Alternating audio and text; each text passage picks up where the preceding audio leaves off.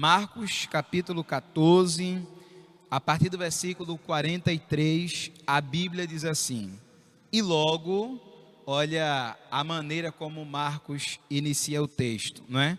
É uma maneira característica dele iniciar o texto. E logo, falando ele ainda, veio Judas, que era um dos 12, da parte dos principais dos sacerdotes e dos escribas e dos anciãos, e com ele uma grande multidão com espadas e porretes. Ora, o que o traía tinha-lhe dado um sinal, dizendo: aquele que o beijar, esse é, prendei-o e levai-o com segurança. E logo que chegou, aproximou-se dele e disse-lhe: Rabi, Rabi, e beijou. Versículo 46.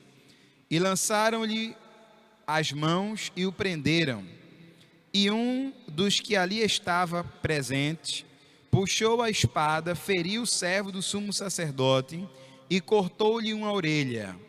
E respondendo Jesus, disse-lhe: saíste com espadas e porretes a prender-me como a um salteador? Todos os dias estava convosco ensinando no templo, e não me prendestes. Mas isto é para que as Escrituras se cumpram. Então, deixando, todos fugiram. E um jovem o seguiu, envolto em um lençol sobre o corpo, nu. E lançaram-lhe as mãos, mas ele, largando o lençol, fugiu nu. Nós estamos na Semana da Paixão de Cristo. Estamos estudando a Semana da Paixão de Cristo. A semana em que Jesus haveria de morrer, entregar o seu sangue até a última gota do seu sangue, a fim de fazer com que a humanidade pudesse ter a possibilidade de se salvar, por meio do sacrifício de Cristo, por meio da morte de Cristo e a ressurreição do mesmo. Então nós estamos aqui falando, e este texto que está relatado no capítulo 14, a partir do versículo 43, trata sobre a prisão de Cristo. Jesus é preso. Depois de Jesus ser preso, alguns fatos se seguem. Depois da prisão de Jesus, a gente tem o encaminhamento do nosso Cristo para um julgamento religioso que aconteceu na casa de Anás. Anás tinha sido o antigo sumo sacerdote, e este tinha sido substituído por Caifás. E aí o que acontece? Quando prendem Jesus, levam ele até Anás, e ali fazem um julgamento religioso com Anás. E Jesus foi acusado de uma série de crimes, ou de possíveis crimes, que ele teria cometido. Havia dentre os crimes a possibilidade de insurreição contra o Império Romano, que era o império da época, e também o fato de que Jesus se declarava, ou se dizia, o Filho de Deus. E usaram também uma frase de Jesus, que quando profetizou a respeito da destruição do templo, e foram juntando outras acusações, e elas pesaram contra Cristo, tanto no julgamento religioso, quanto no julgamento civil. O primeiro julgamento em que Jesus enfrentou depois da sua prisão, foi ainda na noite em que ele foi preso.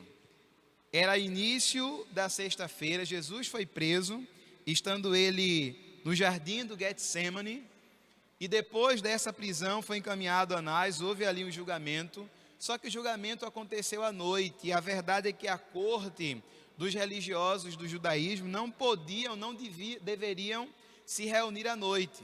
Então, pela manhã, eles fizeram uma outra reunião, certamente para retificar ou corrigir o fato deles terem se reunido durante a noite. Então, pela manhã, logo cedo, os homens da lei se reuniram, agora sim, na ocasião, Caifás estava presente, Jesus estava diante do Sinédrio. E depois desse julgamento ainda religioso diante do Sinédrio, Jesus foi levado a um julgamento civil, à presença do Pilatos. Pilatos tentando se sair daquela situação, porque ele não enxergava culpa em Cristo, e sabendo ele, pela acusação, que Jesus queria ir contra o Império Romano, contra o domínio de Roma, e que isso acontecia desde a Galileia, Pilatos o remeteu a Herodes, a fim de que ele fosse julgado por Herodes. Herodes se viu numa situação complicada, viu que não deveria julgar Jesus, porque ali também tratava-se sobretudo de um julgamento religioso, e não tinha a ver necessariamente com questões criminais ou cíveis, e fez com que Jesus retornasse para Pilatos. E Jesus foi passando de um e para outro julgamento, e a grande verdade é que não havia crime algum que pesasse contra o nosso Cristo.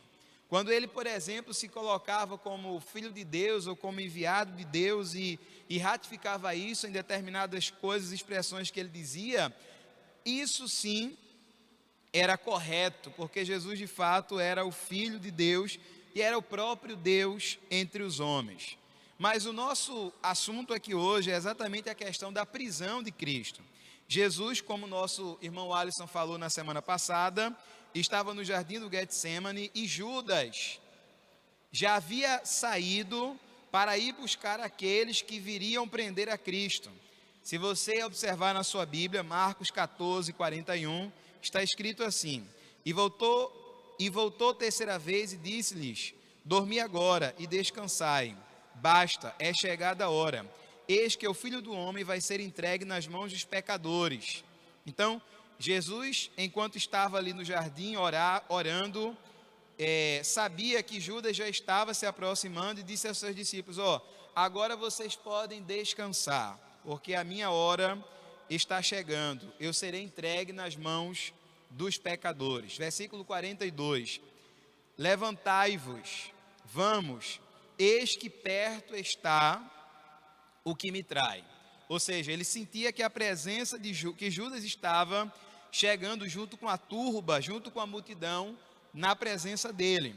Aí a gente chega no versículo 43, e logo, ou seja, Marcos na sua narrativa sempre demonstrando essa questão de velocidade para dar dinamismo aos seus relatos, característica que faz com que essa linguagem se aproxime da vida e da linguagem romana. E logo, falando ele ainda, veio Judas, que era um dos 12, da parte dos principais dos sacerdotes, dos escribas e dos anciãos, e com ele uma grande multidão, com espadas e porretes.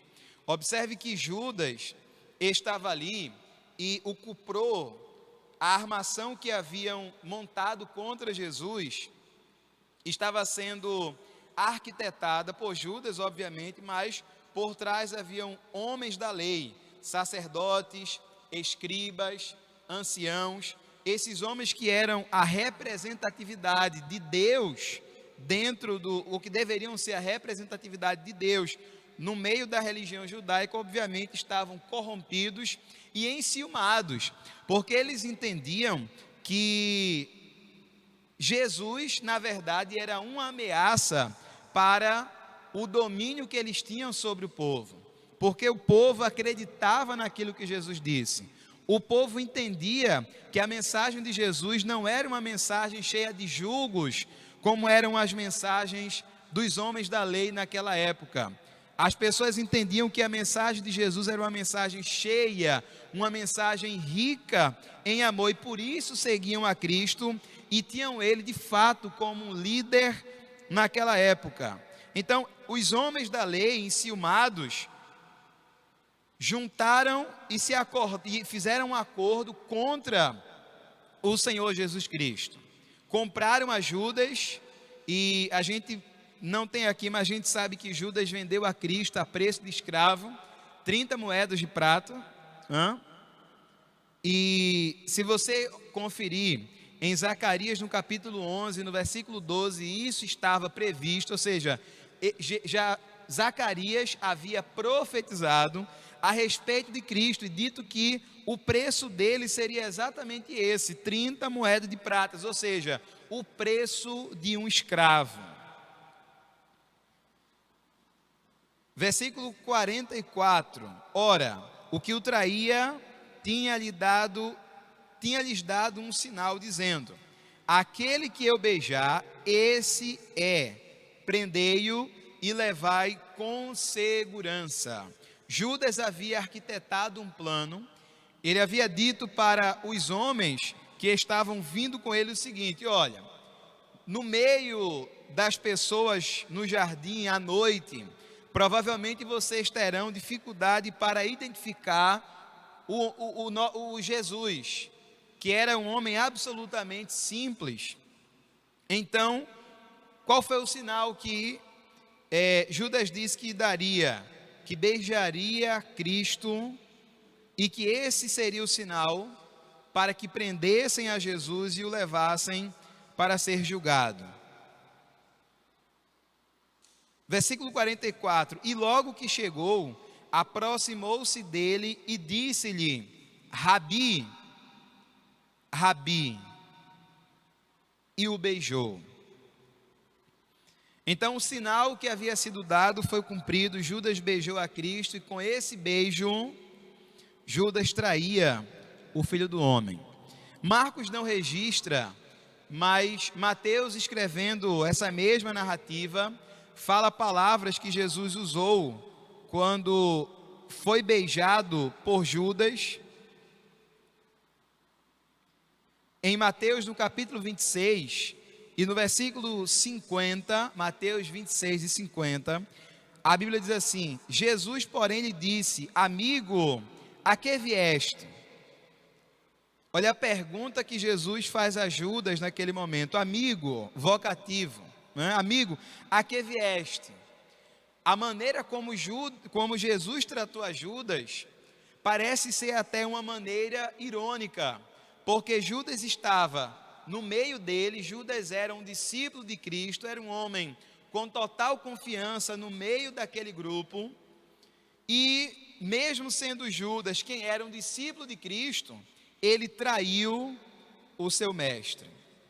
E a gente observa que quando Judas vem chegando, a expressão que Jesus usa para tratá-lo é chamando-o de amigo. Certamente Jesus aqui não estava sendo irônico, era exatamente dessa maneira que Jesus olhava para Judas. Era com esse sentimento de amizade, de amor, de afeto, que Jesus tratava o seu discípulo, que Jesus tratava a Judas. E desse jeito ele continuou a tratá-lo, mesmo sabendo que Judas seria aquele que era aquele que estava traindo a ele, obviamente, aos outros discípulos naquele momento.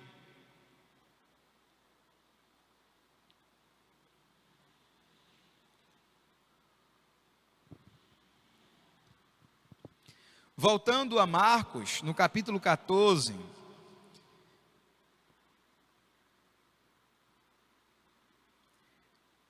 versículo de número 46. E lançaram-lhe as mãos e o prenderam. E lançaram-lhe as mãos e o prenderam. O que Jesus sofre aqui, a prisão, era um intento muito antigo dos escribas, dos fariseus, dos saduceus, dos anciãos.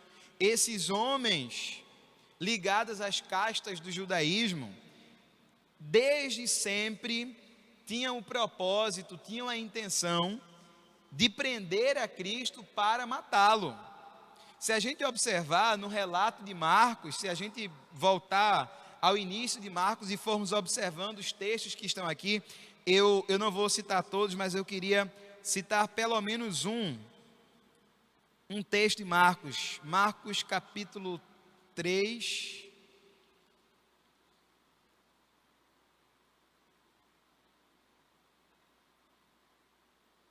Marcos capítulo 13, no versículo 6, a Bíblia diz assim: e tendo saído os fariseus, tomaram logo conselho com os herodianos contra ele, procurando ver como o matariam. Então vejam, desde o capítulo 3, quando a gente tem aqui basicamente o início do ministério de Jesus lá na Galileia, os homens da lei judaica já estavam querendo prender a Cristo a fim de matá-lo, ou seja, para matá-lo. Então, a intenção desses homens de prenderem a Cristo, de matarem a Cristo, era obviamente uma intenção muito antiga. Por isso também que Jesus disse assim: eu sempre estou convosco, estou no meio de vocês, e vocês vêm aqui à noite com porretes, com paus, como se de fato Jesus fosse uma ameaça àqueles homens, e como se ele fosse oferecer algum tipo de resistência à prisão. É essa a leitura que se faz, não é? E lançaram a mão em Jesus e o prenderam.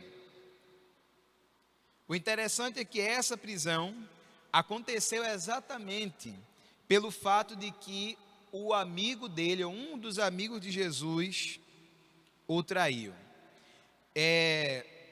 Talvez você já tenha enfrentado durante a sua vida várias traições.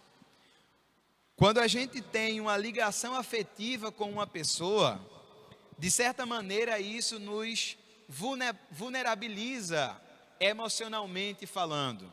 Nós nos tornamos pessoas sensíveis por amar aqueles que estão próximos a nós, e quanto mais próximo e quanto mais amor nós devotamos ou nós oferecemos a uma pessoa, e essa pessoa quando vem a nos trair, maior é o nível de decepção e de tristeza que invade a nossa vida.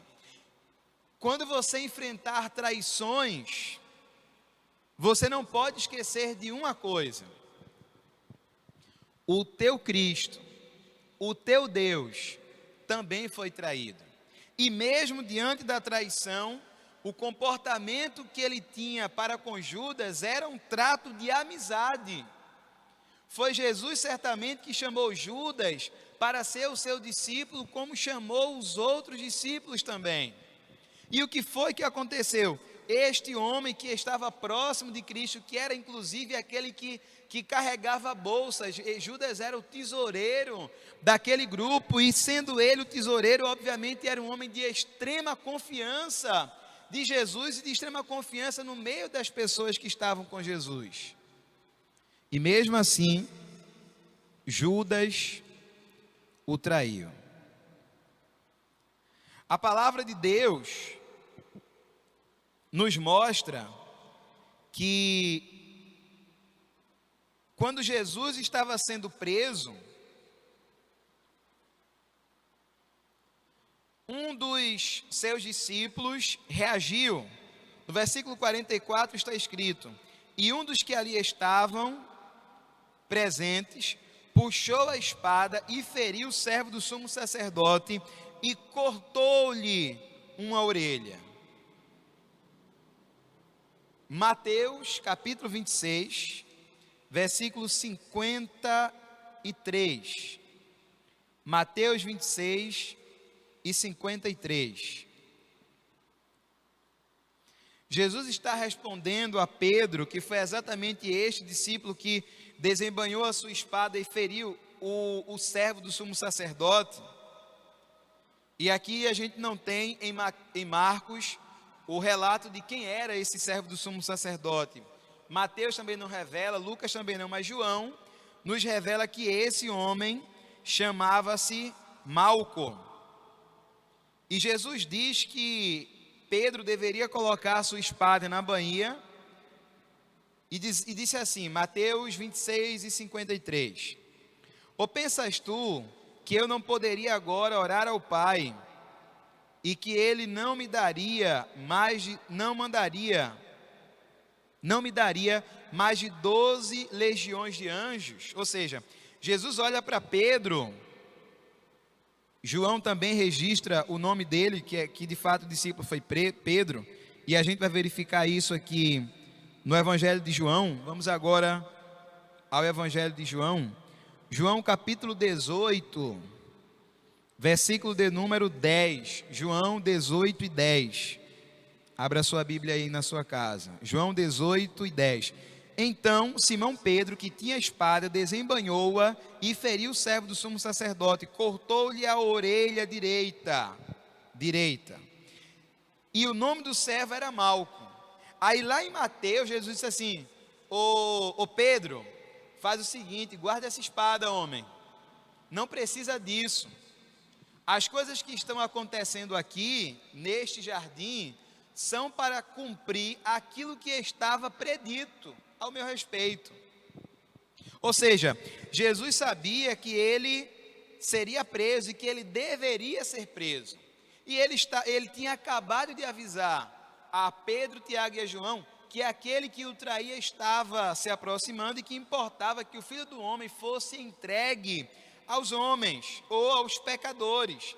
Aí Jesus diz assim, está escrito em Mateus: eu poderia orar ao Pai e ele me enviaria 12 legiões de anjos, a fim de fazer a minha proteção, mas eu não vou fazer isso.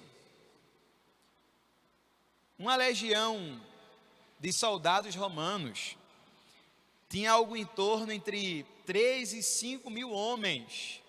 Aí você imagina, Jesus estava dizendo que 12 legiões de anjos poderiam ser enviados, ou seja, o que ele estava fazendo aqui era obviamente uma figura de linguagem que a gente chama de hipérbole, era um exagero, que Jesus estava dizendo assim: eu não estou desprotegido, eu não estou desacobertado pelo Pai, pelo contrário, eu poderia pedir que Ele me livrasse disso aqui, mas eu não vou pedir, porque me importa que isso aconteça. Então, guarda a tua espada, Pedro. Foi isso que Jesus estava dizendo a Pedro.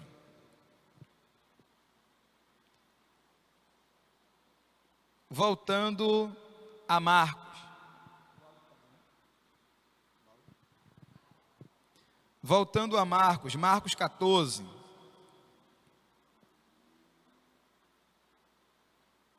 Versículo 48. E respondendo Jesus, disse-lhes: saíste com espadas e porretes a prender-me como a um salteador? Todos os dias estava convosco ensinando no templo e não me prendestes. Mas isto é para que as Escrituras se cumpram. Mas isto é para que as Escrituras se cumpram. Versículo 50. Então, deixando-o, todos fugiram. Todos fugiram. Jesus já havia dito que isso aconteceria. Aqui mesmo no capítulo 14, no versículo de número 27, está escrito assim, Marcos 14, 27. E disse-lhes Jesus: todos vós esta noite vos escandalizareis em mim, porque está escrito: ferirei o pastor e as ovelhas se dispersarão. Jesus já havia dito que isso aconteceria. Agora, eu gostaria que você, por favor, na sua casa, abrisse a sua Bíblia, abra aí a sua Bíblia em Zacarias, no capítulo 13. Zacarias, capítulo 13.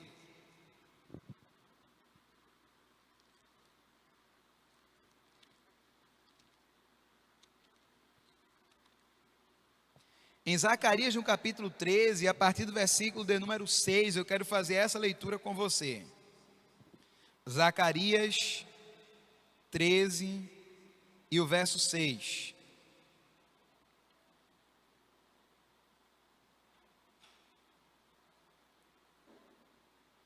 Olha o que está escrito aqui. Isso aqui é Zacarias profetizando, tá?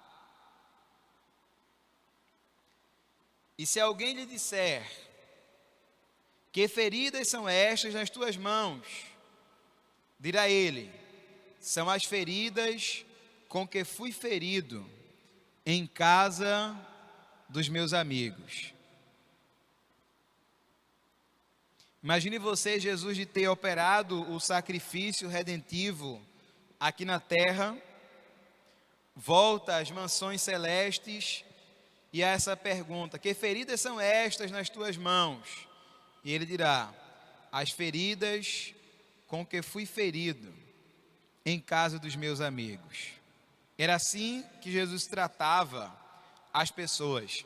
Foi assim que foi de amigo que Jesus chamou Judas. Era assim que ele tratava Judas. Versículo 7: ó espada, ergue-te contra o pastor e contra o varão que é o meu companheiro, diz o Senhor dos Exércitos. Fere o pastor e as ovelhas espalhar-se-ão as ovelhas, mas voltarei a minha mão para os pequenos. E acontecerá em toda a terra, diz o Senhor, que as duas partes dela serão extirpadas e expirarão, mas a terceira parte restaurará nela. Olha que profecia a gente encontra aqui no versículo 9. E farei passar essa terceira parte pelo fogo, e a purificarei, como se purifica a prata, e a provarei, como se prova o ouro. Ela invocará o meu nome, e eu a ouvirei. Direi: é o meu povo. E ela dirá: o Senhor é o meu Deus. Zacarias aqui está profetizando. Está falando a respeito de um determinado pastor que, sendo ele ferido, as suas ovelhas inevitavelmente se dispersarão. O que acontece é que o pastor Jesus foi ferido, e como já estava escrito aqui, as ovelhas se dispersaram. Essas ovelhas que se dispersaram haviam prometido, junto com Pedro, que estariam dispostas, inclusive, a dar a sua vida por Cristo. Mas no momento em que Jesus foi preso, o que é que eles fizeram? Fugiram. Pedro depois se reaproximou quando Jesus estava sendo julgado, e de maneira que em alguns momentos, quando Jesus está sendo julgado no Sinédrio, Pedro nega a Jesus, mas ele vai acompanhando toda essa situação de longe. O que acontece de fato é que eles se dispersam depois que Cristo foi preso. E isso estava previsto também.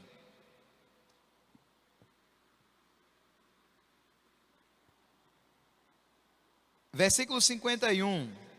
E um jovem o seguia envolto em um lençol sobre o corpo nu, e lançaram-lhe as mãos. Mas ele, largando o lençol, fugiu nu.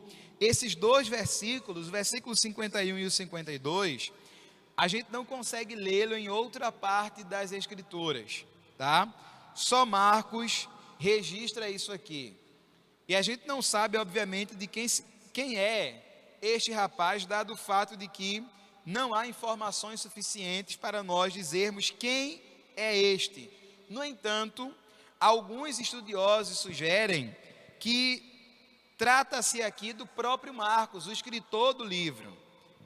Alguns sugerem isso, mas como disse, não há bases suficientes para nós, de fato, alegarmos que aqui realmente se trata de Jesus, se trata do Cristo, ou de Marcos, certo? Não há base para a gente dizer que de fato é Marcos, mas especulam que teria sido ele.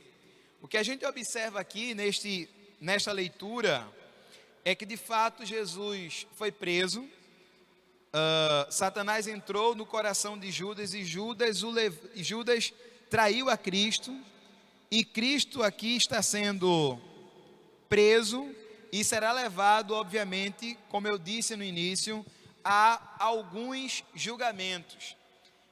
Nenhum julgamento justo encontraria falha no Filho de Deus. E por não haver, obviamente, pecado nele. Isso fez com que Pilatos não quisesse julgá-lo. Isso fez com que Herodes não quisesse julgá-lo, mas eles foram omissos com relação à necessidade de que de fato a justiça fosse praticada. Porque o que deveria acontecer é que Jesus deveria ser solto, ele deveria ficar livre, porque aqui era única e exclusivamente uma rixa religiosa, uma ciumeira que os homens da lei tinham contra Jesus. Mas em detrimento de todas essas questões, era preciso, como está escrito nas Escrituras, que Jesus fosse traído, que Jesus enfrentasse tudo o que ele enfrentou, a fim de que a oportunidade de salvação pudesse ser dada às pessoas. Nós estamos estudando a trajetória de Cristo rumo à crucificação. Ele acabou de ser preso. Na semana que vem, nós estudaremos sobre o julgamento de Jesus perante o Sinédrio. Julgamento de Jesus perante o Sinédrio. Logo na sequência, observaremos Pedro negando Jesus. Isso aqui é uma coisa de profunda demonstração de amor de Cristo por Pedro. E seguiremos na sequência estudando o Evangelho de Marcos. O meu conselho é que durante esta semana você aproveite algum momento do teu dia, de algum dos teus dias durante a semana, a fim de estudar essa perícope, do versículo 53 até o versículo 65, porque este será o assunto da semana que vem. Que Deus abençoe a tua vida, que Deus abençoe a tua família, que você tenha uma semana riquíssima na presença de Deus e que nada no mundo abale a tua fé, abale a fé que você tem no Senhor Jesus, que está nos vendo e está conosco em todas as situações da vida. Que Deus te abençoe.